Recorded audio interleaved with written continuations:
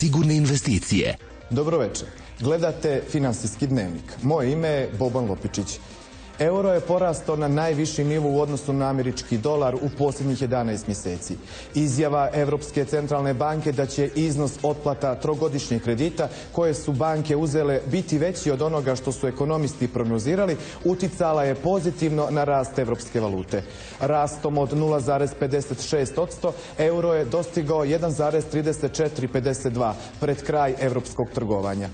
Britanska funta nastavila je tokom dana da oscilira u odnosu na američki dolar i dalje zadržavajući se iznad 1,57440.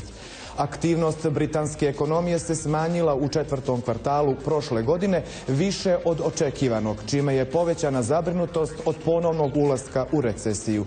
FX Lider. Finansijski dnevnik. Japanske akcije su porasle nakon što je objavljeno da je došlo do pada potrošačkih cijena u Japanu. Ovaj izvještaj podstakao je optimizam da će doći do novih monetarnih stimulansa od strane Centralne banke Japana, što je uticalo na rast akcija. I evropske akcije su nastavile da rastu.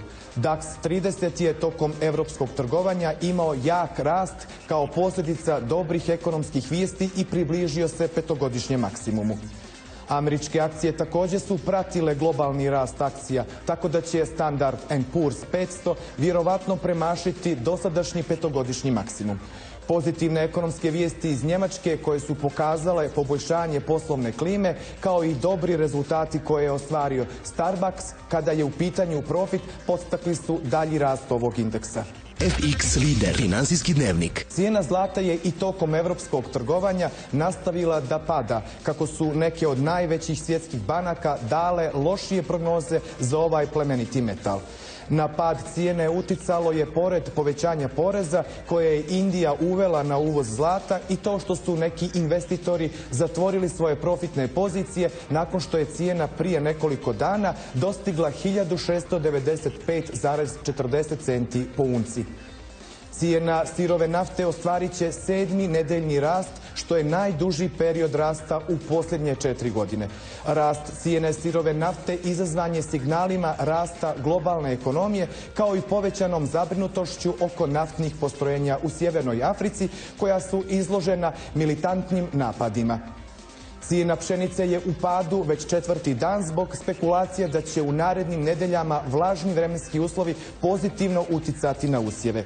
Cijene se tokom dana kretala između 762,80 i 772,60 dolara po bušelu. FX Lider. Finansijski dnevnik.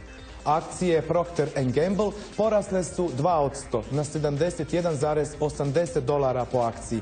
Izvještaj o profitu ove kompanije pokazao je rast koji je prevazišao očekivanja analitičara, što je uticalo na rast akcija. Neto prihodi ove kompanije su se u posljednjem kvartalu prošle godine više nego duplirali i porasli na 4,6 milijardi dolara. FX Lider. Finansijski dnevnik. U toku nedelje koja je pred nama očekuju nas uglavnom vijesti iz Amerike o povjerenju potrošača, zaposlenosti van poljoprivrede, bruto domaćem proizvodu i stopi nezaposlenosti. Gledali ste Finansijski dnevnik. Ostanite i dalje uz program Prve televizije. Doviđenja.